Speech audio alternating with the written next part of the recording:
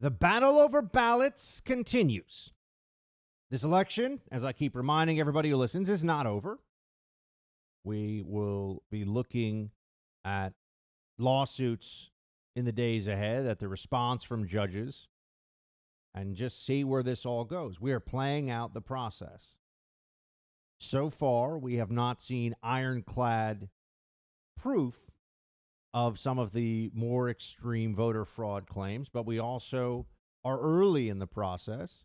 We've certainly seen proof of irregularities, and there is some evidence of widespread fraud. Sworn affidavits from people who say this fraudulent thing happened affecting thousands. Remember, when we say widespread, if it happened in 2 or 3 states and we're talking about thousands of votes, that's widespread enough to swing the election. So that's widespread fraud. Still trying to see if we can prove this. And the effort on the left and the Democrat frenzy right now to get this whole thing shut down as fast as possible before we can even get to a result is in and of itself very telling. As I've been saying, there's no downside to getting a real answer here. There's no problem with this. They can tell you, oh, but it's slowing the Biden transition and all this. Biden's been in government longer than I've been alive, literally longer than I've been alive. And we're so worried that he's, not going to know what to do day one or something because there's been a few days here of lawsuits and the administration is not already saying all hail the incoming Biden chief. Sorry, it's not the way it's going to be. Now, Rudy Giuliani, who's the president's lawyer and who's very much involved in making this case, I asked him to come on. He's busy today, but we'll get him on hopefully another time. So I tried to go to the source directly with him. We had I interviewed Jenna Ellis from the team, the Trump legal team last week. So I'm up on where they are. Rudy was on Fox making the case, and here's what he said about where we are right now. So I want you to hear it from really the president's chief lawyer on this issue right now, or at least his most visible lawyer and spokesperson on this, Rudy Giuliani.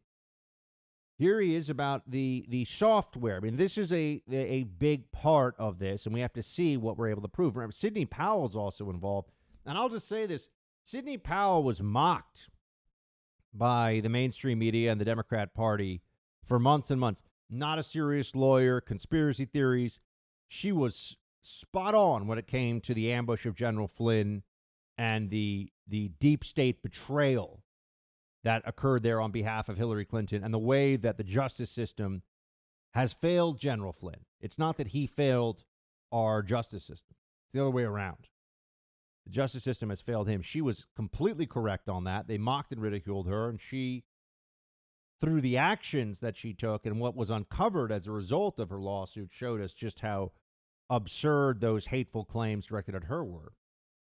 But here is Rudy Giuliani talking about software now. This is the big, this would be a game changer if they can prove that there were intentional backdoors, other means of trying to mess with these vote counts.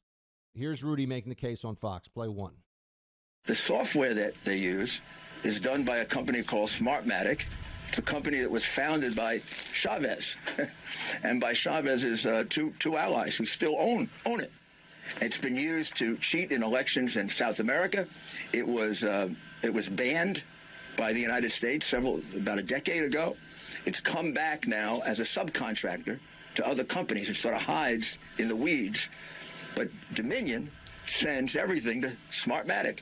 Can you believe it? Our votes are sent overseas. They're sent to someplace else, some other country. Why do they leave our country? Yeah. And this company has tried and true methods for fixing elections, like calling a halt to the voting when you're running too far behind. They've done that in prior elections. Now, what happened on election night? He was ahead by 800,000 votes in Pennsylvania. Impossible to catch up, unless you're cheating.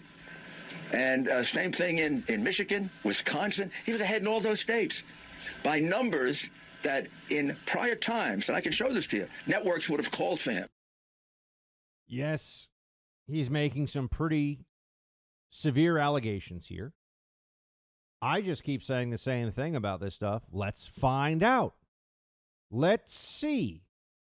Let's understand what evidence can be presented. Let's look at what's really out there and come to a conclusion based upon what we can prove. He's saying straight up this was fixed. And the stuff that he's telling you about the information going overseas and this company, that's all, as Smartmatic, as shady as Rudy says it is, we should know. We should get answers to all this. We should have complete faith that our elections are secure and that they're happening the way that they should. And the only way to know that, despite what the liberal media tells you, despite what the mainstream keeps pushing, the only way to know that is if we check. If we compile what we have in terms of data, if we look at these allegations, take them seriously, and get answers about them, right? So that was one, the Smartmatic and the software, that's one part of these allegations Rudy made on TV. Now here he is with the poll watchers not being allowed to count the mail-in ballots, another major component of their lawsuits. Play 2. I mean, this is unprecedented. They're counting mail-in ballots, and they don't allow any Republican to inspect. That is illegal, unlawful, against the law. I don't know how else to put it. Never happened. I've done many absentee ballot elections. There's a Republican on one side, a Democrat on the other. No. The Republican was outside getting pushed around by goons. When they finally get in, they're 20 feet away, and they're told to use binoculars. Binoculars, the only way you can tell whether a mail-in ballot is valid is by examining the outer envelope. The minute you remove the outer envelope, it's gone. You can no longer validate it. And that's why, under the law of every state, if you don't inspect it, the vote is invalid. There are cases, including in Pennsylvania, that have been overturned for just a few ballots that were handled that way. We can prove that 632,000 ballots were handled that way, particularly in Philadelphia. And if you tell me that Philadelphia doesn't cheat in elections, I will tell you you're living on Mars. So that would be a lot of ballots that would be invalidated, right? And we know the mail-in ballots are expected overwhelmingly to have been for Biden. So there's your margin, and then some, several times over your margin of victory for Biden disappearing and going for Trump. The people who claim that, these challenges wouldn't even mean anything, they wouldn't even do anything, that's just not true.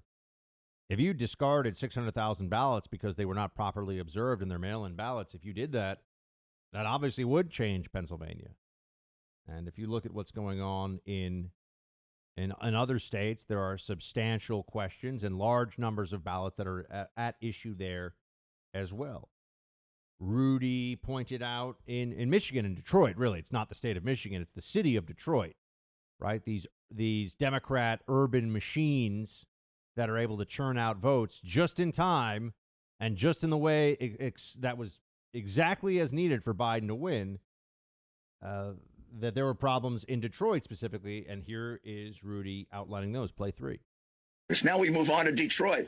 In Detroit, we have evidence that 100,000 ballots were brought in at 4:30 in the morning and counted. And to the extent that our witnesses, and there are 4 of them, saw it, and one of them is an ex-employee of Dominion, according to them, every single ballot was for Biden. And not only that, whatever ballots they could see, because these weren't Republicans, so they could get closer. Every ballot they could see, it just had Biden's name on it. Nobody else, not even another Democrat. Now, why does that happen? It happens because you know you're behind, Dominion notifies you, you call off the counting, and then you start doing ballots like this. You can't do the down ticket. That's why you have Biden and no down ticket, because they just had enough time to get Biden's name in. We never got a chance to inspect a single one of those. That's another, look, this is a big allegation. This is election rigging. This is a real threat to our democratic system, an actual threat if this is happening. And, Rudy, remember, he was one saying that they had a lot of documents about Hunter Biden and that there was going to be more information coming out about Hunter Biden. Now, I told you, because I'm always honest with you, that I didn't think it was going to matter for the election, and it didn't. I think that's pretty clear. But it was still worthwhile from a news cycle perspective, and it's good that we know it, especially if there is a Biden presidency going forward. I think people should be aware of how corrupt and how outrageous the Biden crime family really is. But that all said, Rudy was correct in talking about Hunter Biden and the way that he was getting payoffs from foreign countries. And he was ridiculed for all that.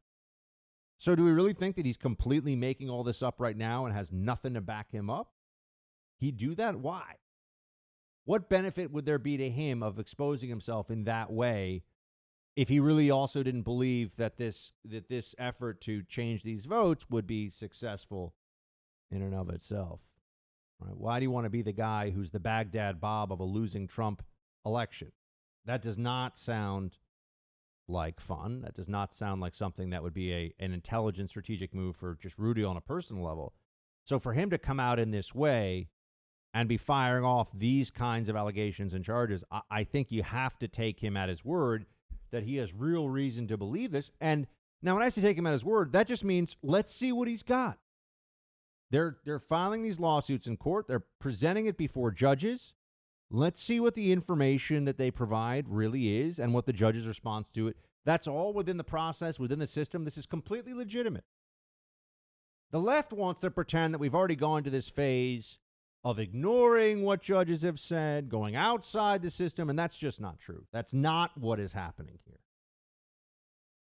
But when you hear all the places where there were problems, when you hear all the places where there were issues, I mean, here's Rudy talking about all the different states where this software was used that could have been an issue. Play forward. Well, I can prove that they did it in Michigan. I can prove it with witnesses. We're investigating the rest. In every one of those states, though, we have more than enough illegal ballots already documented to overturn the result in that state. Because not only did they use a Venezuelan company to count our ballots, which almost should be illegal per se. Number two, they didn't allow Republicans in key places to observe the mail vote. That makes the mail vote completely invalid. Now, they didn't do it everywhere. They did it in big cities where they have corrupt machines that will protect them, meaning in Pennsylvania, Philadelphia, and Pittsburgh, in Detroit. They didn't have to do it in Chicago, in New York, or Boston. They could have. They have corrupt machines there. They did it absolutely in Phoenix, Arizona. They did it absolutely in Milwaukee, Wisconsin. Republicans were shut out from enough of the count so they could accomplish what Smartmatic wanted to do. As I've been saying, this is a lot of big talk, a lot of large allegations here. This is major stuff. And we'll see what he's able to prove. We'll see what the Trump team, the legal team, is able to bring forward. I will tell you, though, even with sworn affidavits, even with people coming forward who said, I witnessed the following, my concern isn't that they're not credible or that they don't exist or that Giuliani's making this stuff up. I don't think that's the issue. I think the issue is that federal judges who look at this are going to say, I'm not overturning this state's election result. Sorry, not going to do it. Yeah. So I think that really the fall down here is going to be the system just saying, we don't want to see the country burn. We're not willing to be the ones who stop this from happening. Sorry. And that, of course, that's perverse because they're supposed to be defending our system of democracy. But their idea will be, let's allow for this assault on democracy so we don't have to have an assault on small businesses and neighborhoods all across the country that are going to get burned down by angry Biden voters. I am concerned about that, meaning that the judges will view it that way and aren't willing to turn around. And then you think the Supreme Court's really going to get involved in time in all these different states? I don't think so. I don't think that you could even count on the Supremes to jump in on this one. So that's why I keep saying, let's see what is produced. Let's see what the judges say. And then we can have a conversation about what comes next for America. But in the meantime, we simply do not know. We should fight this to the end. And when we get to the end, we can come to conclusions about what's next. But this is not over. That's where we are, and that's where we're going to stay until the facts change. I recently got a crash course in home title theft, and you better pray this crime never happens to you because it can ruin you financially. Here's how it works. The bad guys, cyber thieves, they find your home's title online, then they use a quitclaim deed to kick you off, put themselves on, and they take out loans against the equity in your home. You often won't find out about this until you receive payment demands in the mail, perhaps even a foreclosure notice. The usual identity theft services do not protect you. You have to go with the folks that I trust to create a virtual barrier around your home's title at Home Title Lock.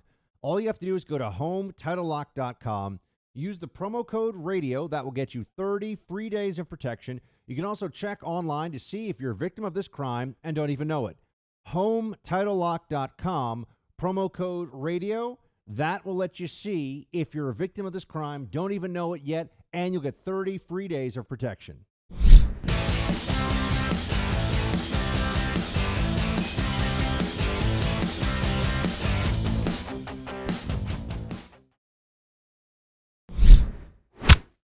Never let a crisis go to waste. Remember that quote from Rahm Emanuel, Obama's first chief of staff in the White House?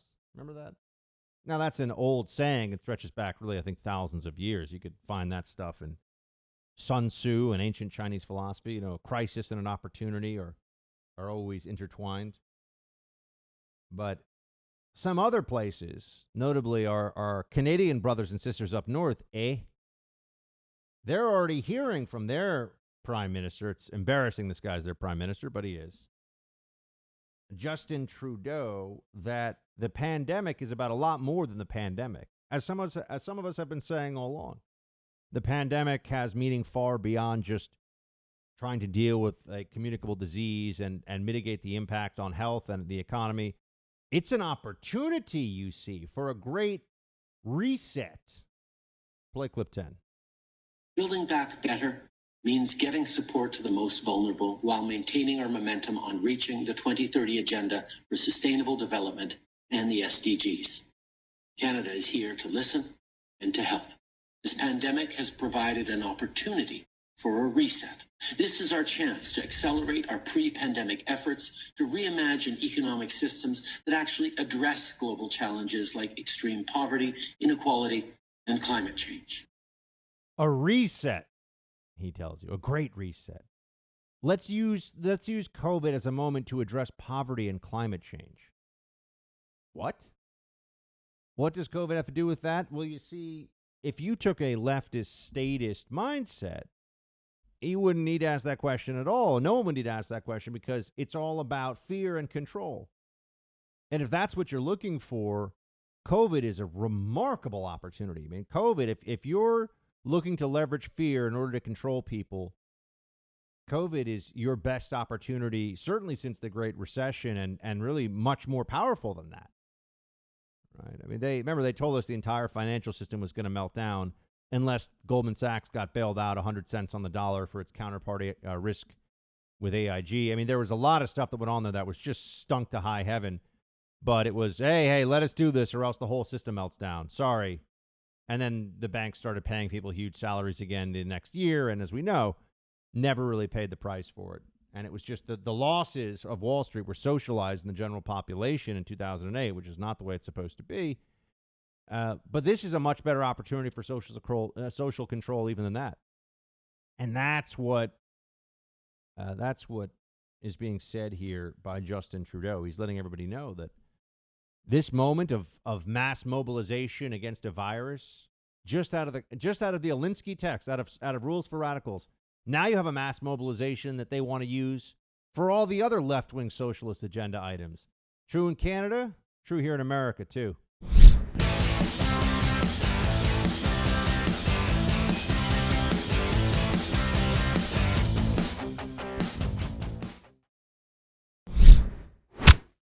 Let's dive into the latest on COVID-19 lockdowns, vaccines, college debt forgiveness, and oh, so much more with our friend James Altucher. He is an entrepreneur, a podcaster, author, general thinker, guy you should be following and listening to on a whole bunch of things.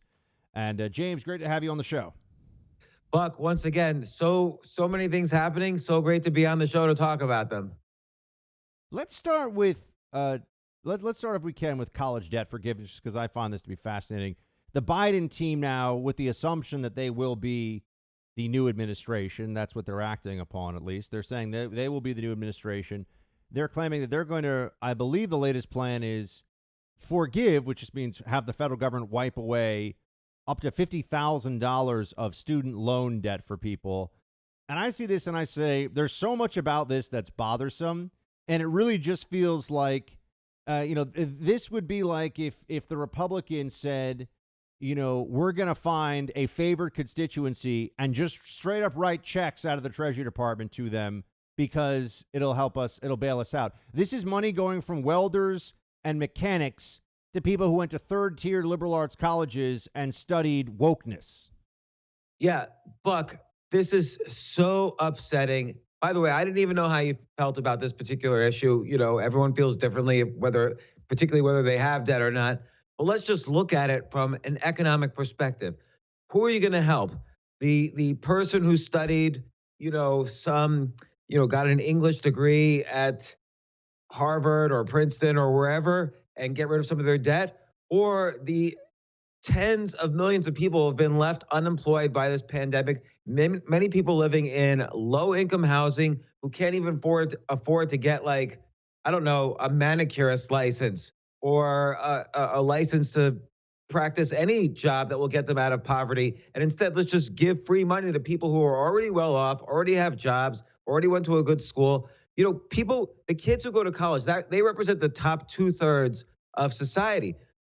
Are we, once again, we elect a president who is neglecting completely the bottom third of society and the exact marginalized population that Joe Biden kept promising would support. He instantly abandons the instant he's elected. It's so disappointing. I mean, I got into business schools. I got into a couple of Ivy League business schools, and I didn't go because I had been a government employee. I didn't have a lot of money at all.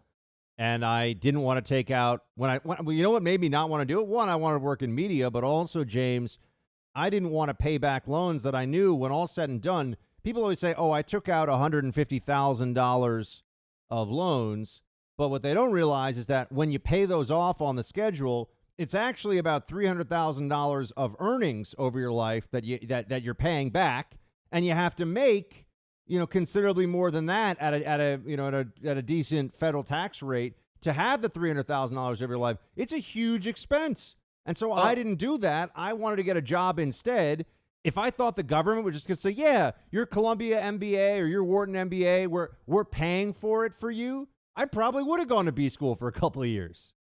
Yeah, Buck, this is so ridiculous. Like, essentially, they go to 18-year-olds who don't even have the ability to understand what's a huge risk, what's not. They say, oh, here's $250,000 you could borrow. And by the way, don't worry about this yet, but this is the one kind of debt you can't get rid of in a bankruptcy. We will garnish your wages. We will make your life miserable, and forget about being an entrepreneur. Like, we're generating an entire generation of kids that can't be entrepreneurs. They have to start paying back their loans right away. And again, we're not helping the people who need help. Let's think about, sure, it always sounds like good intentions. The Department of Education started in 1980. Ever since 1980, college tuitions have risen 3 times faster than inflation. Debt has gone from zero to $1.6 trillion in student loan debt. The president of Quinnipiac College, what school is that? I don't know, makes over $3 million. Why? Because the student, he knows the government's going to make the students all pay this debt. And now Joe Biden's administration is going to forgive this debt. And again, what about the girl raising 3 kids, living in low-income housing, who has been, I don't know, doing her friend's nails all her life, but she can't afford to get a blue-collar license to work in a nail salon? These are people who are actually starving while, people who went to great school are vacationing and getting a $50,000 check from Biden. We're speaking to James Altucher, author, podcaster, entrepreneur, and as I've been saying, guy whose insights you should hear on this and a whole bunch of topics. What do you think, if anything, should be done? My position is that there should be a lot more, and this is a broad, I know this is a broad spectrum approach. There should be a lot more focus on one, delaying. I don't think people should go from high school right into college. I think the gap year, I mean, they do this in Europe, they do this in other places. I think a gap year at least makes a lot of sense. Spend a year or two, making likely minimum wage somewhere, or at least doing service or whatever it may be, and then have a better understanding of what it is you want to do. I think 4 years for most undergrad programs is probably absurd. They should condense it. I think the college tuitions are far too high. Now we see with all this remote learning. I mean, I think there needs to be a pretty radical rethink of this 4-year liberal arts degree as a ticket to a better future. For a lot of people, that's just not the case. And especially when you're talking about taking out, $60,000, $70,000 of loans a year when you add in housing expense and everything else, to go to schools that no one ever is going to say, oh, wow, you went there, I'm going to give you a job now. I don't think people understand that.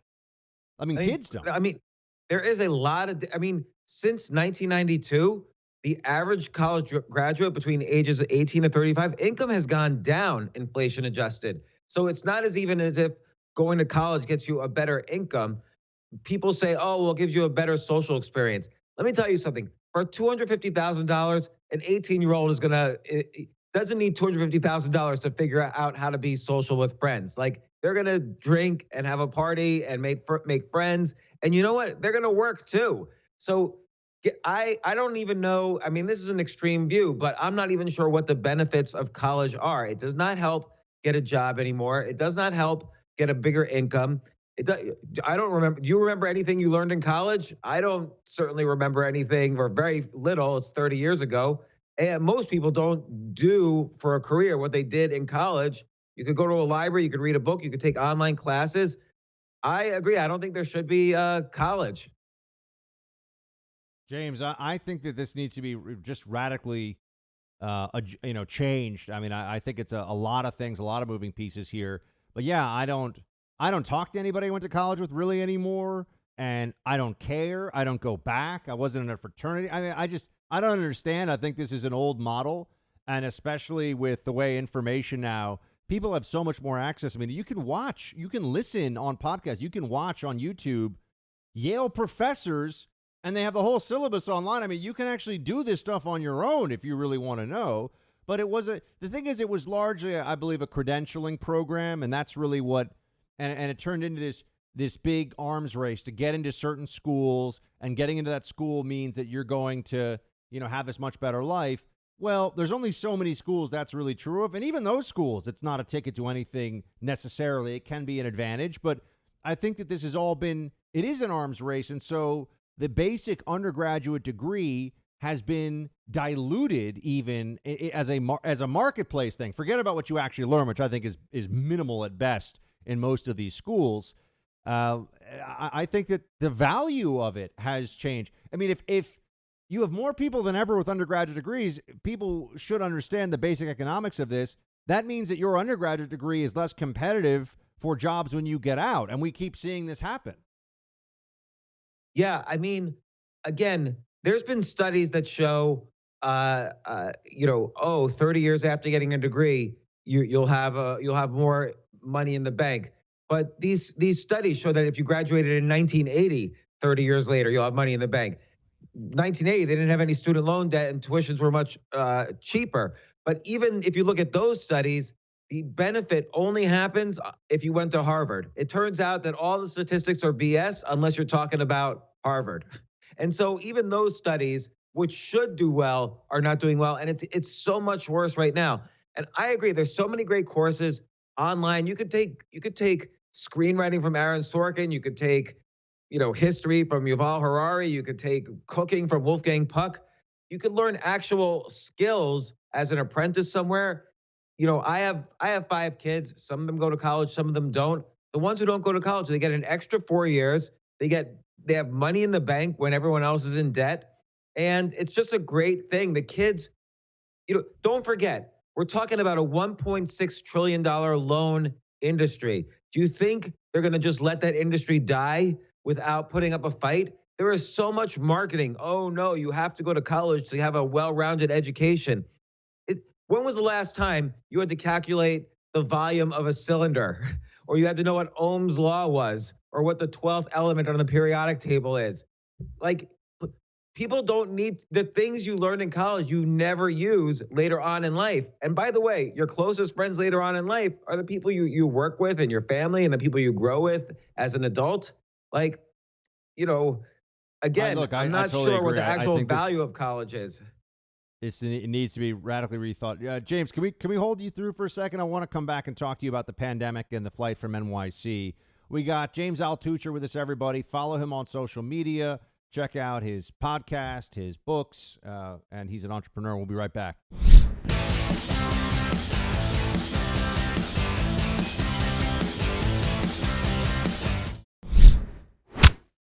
We're back with my friend James Altucher, podcaster, author, entrepreneur. James, big story over the weekend. They're looking at address changes now during the pandemic here from NYC. So permanent change of address. A few 100,000, I think it was 300,000 households left New York. Now, those are households, so that doesn't mean 300,000 people. That could be Right. 2, 3, 4 people even. What did you think of this number, and what do you think it's telling us about New York's prospects? Well, look, I love New York. I've lived in New York all my life. I live there now. But this is exactly what I wrote in my column in August, which everybody then hated on. But the reality is, sales taxes are going down, income taxes are going down, property taxes are going down. 1 in 4 New York residents haven't paid rent since March. 8,000 to 10,000 restaurants are out of business. Maybe 80,000 small businesses are out of business. People are going to leave. If you can't pay for New York City services through taxes, New York City has to fire garbage collectors, teachers, EMT workers, police. It's not a good situation. If you can't provide services, people will want to leave. If you're threatening to raise taxes, people will want to leave. This is exactly what's happening. It's not 300,000 people. It's more like 1 million. And you're not even hearing from the people who don't submit change of address. Like, a lot of young people just simply left town, moved back. 2 million people around the country moved back in with their parents from urban areas. So 300,000 is the tip of the iceberg. They're saying New York City's 35% down in sales taxes. Wait till income taxes hit in 2021 and 2022 as people are leaving. It's a disaster. And I've got to say, there's no reason to believe that the powers that be, I mean, I'm tough on Cuomo and de Blasio on this show, but I don't think I'm tough enough. I mean, I think they're two of the worst politicians in the country. I really do believe that de Blasio was the worst mayor in America for a large city. And it seems like there's almost a part, especially of de Blasio, that welcomes this catastrophe economically, this financial catastrophe for the city, because it allows for the great remaking of New York into this, low to middle income paradise where the state is providing for people. Yeah, which, by the way, the city can't afford, right? They're about $50 billion in the hole when you really add it up. And already de Blasio is threatening to fire 22,000 city employees. These are people who have worked all their lives for the city. They were essential workers during the pandemic. Now they're the first ones being fired. And again, that's going to make the city provide even fewer services. So you can have guys like Seinfeld from the Hamptons say, New York City will live forever. We've got grit. But what are you going to tell these people who live paycheck to paycheck, need their jobs, were frontline workers, and now they're getting fired, and there's no way to pay for them? There's no way to raise the money to pay for them. Like, you know what you have to do? And this is not going to be popular, but why is New York City running 27 hospitals poorly? Sell them for $30 billion to a company that will run them successfully. Why are we running all these city University of New Yorks? Are we in the education business? No, we're cities. Sell them to a bigger institution, or just get rid of them. What are we doing? Like, right now, everybody who makes $1 buys on Amazon. No one is shopping local anymore. We need to open stores. We're addicted to Amazon, and so money is not staying in the city. We need to provide incentives somehow for people to shop locally, do some kind of creative couponing or even some crypto solution, get people shopping locally. But it's going to be really hard to encourage people to move back to New York. No company wants the liability, so they're telling their employees work remote. Every company loves saving on the costs. So hey, we could lease less floor space. And finally, uh, employees, studies are showing they're more productive working at home. So I don't know what's going to happen, but it's not good. And everybody I speak to has not even offered a single solution.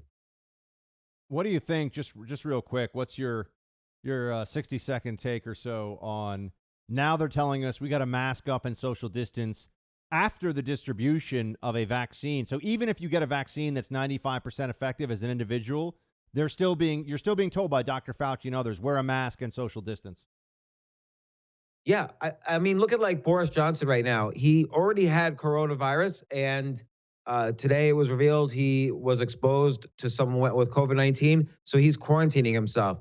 Where is the studies on immunity? Okay, this virus has been around for since probably last December. What do we know? We must know something about immunity. What's the story? How are these vaccines being made if not taking into account immunity? Are we going to need a new vaccine every 3 months? This is just too chaotic now. We know better about the populations that get hit by this. We know better about treatment. Let's just us as people figure this out. We're not idiots. We don't need to have our hands held by the government. If there's an outbreak of 12 people in Minnesota, get them treated and keep them, we also have to be careful about contact tracing now. People are being literally shipped into practically prisons for people who are being quarantined, who are exposed to other people with COVID. Some of those conditions are getting pretty nasty. So the whole solution's a mess right now. It's a mess. They need to back off. Everybody listen to James Altucher. Follow him on social, podcaster, author, entrepreneur. James, always appreciate your time. Buck, thanks so much.